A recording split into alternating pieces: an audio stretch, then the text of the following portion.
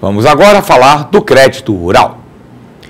Conceitualmente, crédito rural significa aquela atividade de crédito que tem como objetivo exclusivo o apoio financeiro à atividade agropecuária.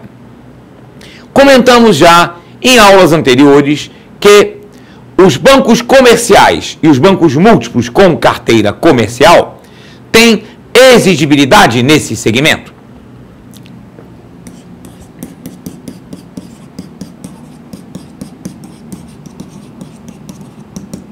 (25% daquilo que foi captado em depósito à vista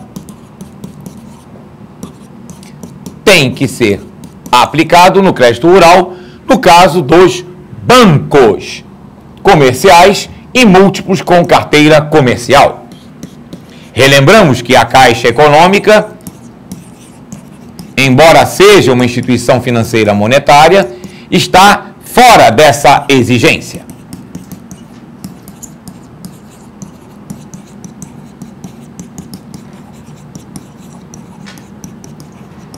Outra fonte também de exigibilidades para o crédito rural é a poupança rural. Os bancos que captam por meio de poupança rural, como por exemplo, Banco do Brasil, BASA e BNB, têm também exigibilidade em relação ao crédito rural. Esse tipo de captação tem que ser destinado no mínimo 65%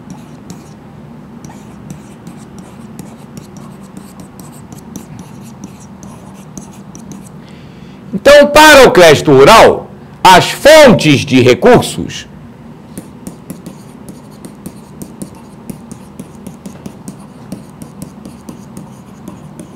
ou seja, como já comentamos em aula anterior, o funding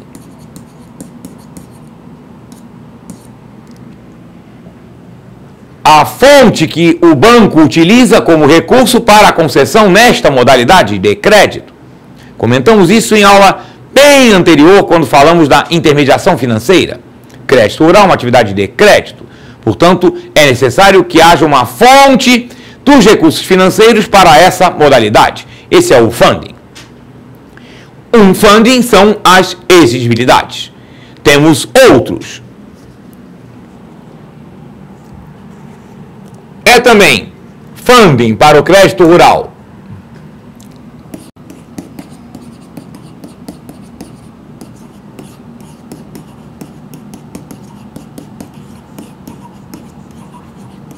Os chamados recursos controlados,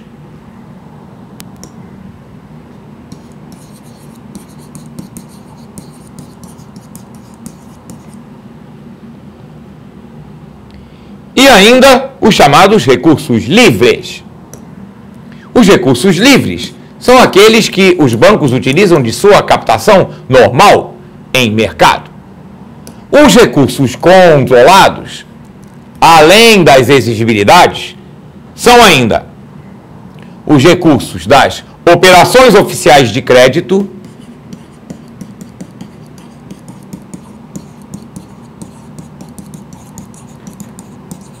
essas operações são supervisionadas pelo Ministério da Fazenda,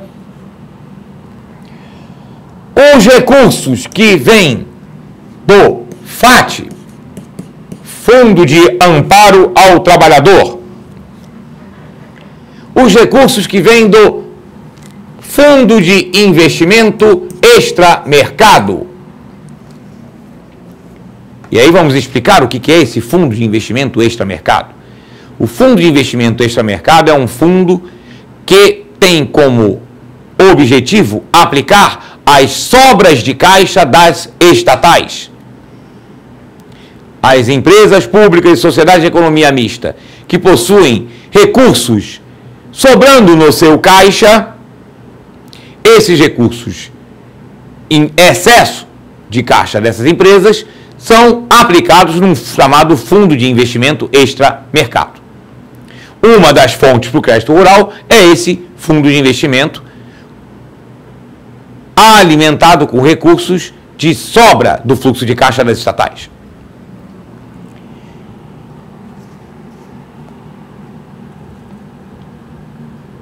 O crédito rural não pode contemplar, ou seja, não tem como destinatários, não alcança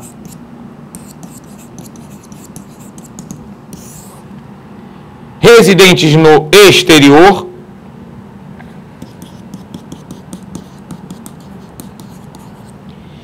sindicatos rurais, alcança cooperativas, mas não sindicatos. E também não alcança contratos de parceria se houver restrição de qualquer dos parceiros ao financiamento. Vamos então ver quais são as modalidades de operações do crédito rural.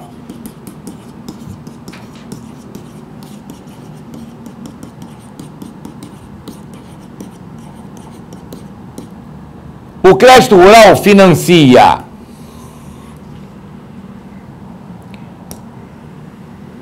custeio,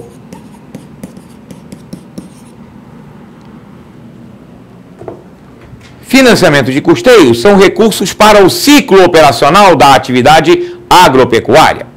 Nós temos dentro do financiamento de custeio o custeio agrícola e o custeio pecuário.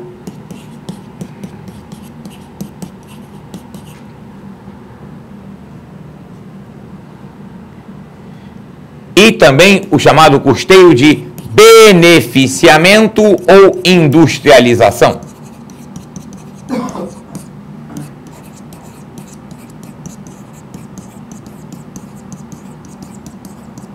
Custeio de beneficiamento ou industrialização é financiar a atividade, por exemplo, de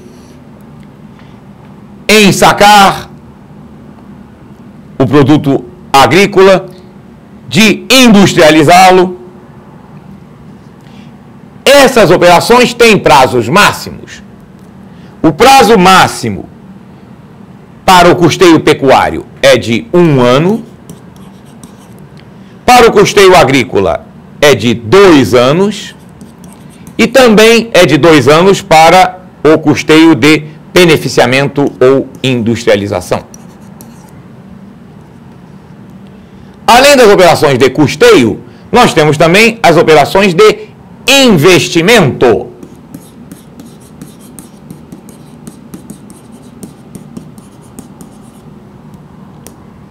As operações de investimento.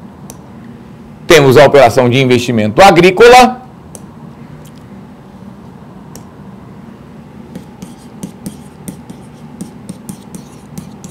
e as operações de investimento pecuário. Investimento agrícola pode ser semifixo ou fixo.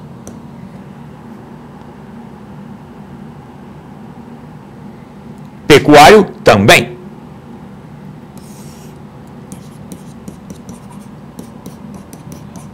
Semifixo agrícola, a aquisição de tratores e colheitadeiras.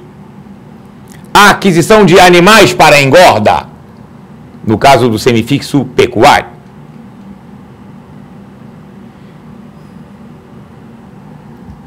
Investimento fixo.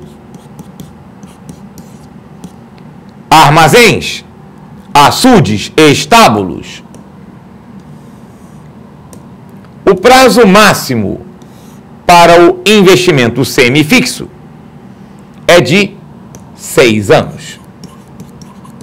O prazo máximo para investimento fixo é de 12 anos. E temos o crédito de comercialização.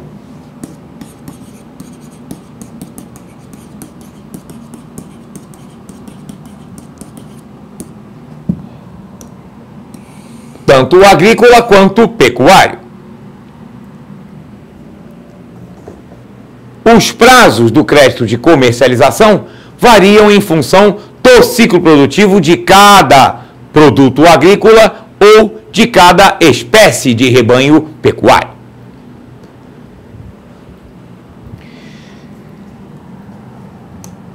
Estas modalidades de financiamento, quer seja custeio, quer seja investimento, quer seja comercialização, são concretizadas com a assinatura, com a emissão de títulos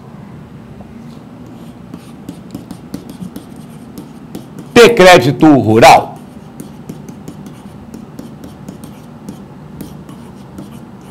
Esses títulos representam a obrigação do contratante, do tomador do financiamento. E temos diversas modalidades de títulos. Nós temos a cédula rural pignoratícia.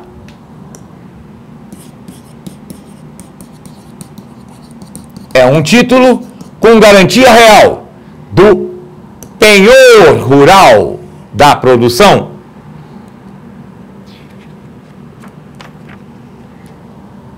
Temos a cédula rural hipotecária, com garantia da hipoteca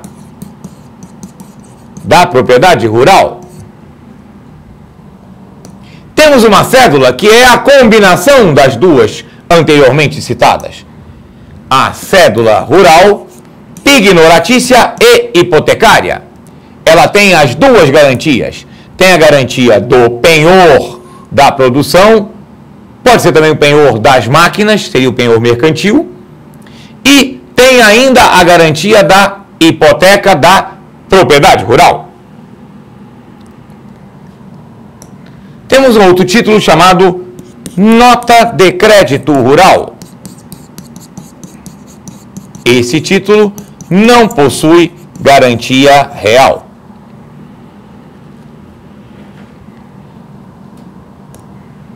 Temos a nota promissória rural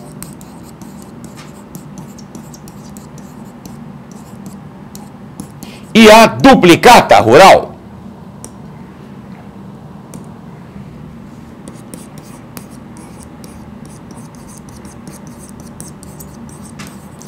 Esses dois títulos são bastante semelhantes, representam vendas a prazo de bens de natureza agrícola, extrativa ou pastoril, efetuadas diretamente por produtores rurais ou por suas cooperativas. A diferença é quem emite. Na nota promissória rural, quem emite é o comprador a prazo, promete pagar aquele produtor ou aquela cooperativa, enquanto que a duplicata rural é emitida pelo vendedor contra o comprador a prazo. E temos a cédula de crédito bancário. A cédula de crédito bancário não é um título exclusivo do crédito rural. A cédula de crédito bancário é um título emitido por uma instituição financeira. É um contrato de crédito que se transforma num título e que pode ser cedido a terceiros. Somente instituição financeira pode emitir cédula de crédito bancário. Representa uma promessa de pagamento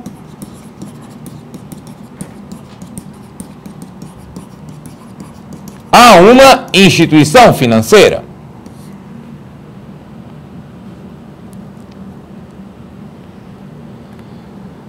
E temos ainda a cédula de produto rural, a CPR. A CPR pode ser emitida em duas modalidades. A CPR física, que é liquidada em produto, e a CPR financeira,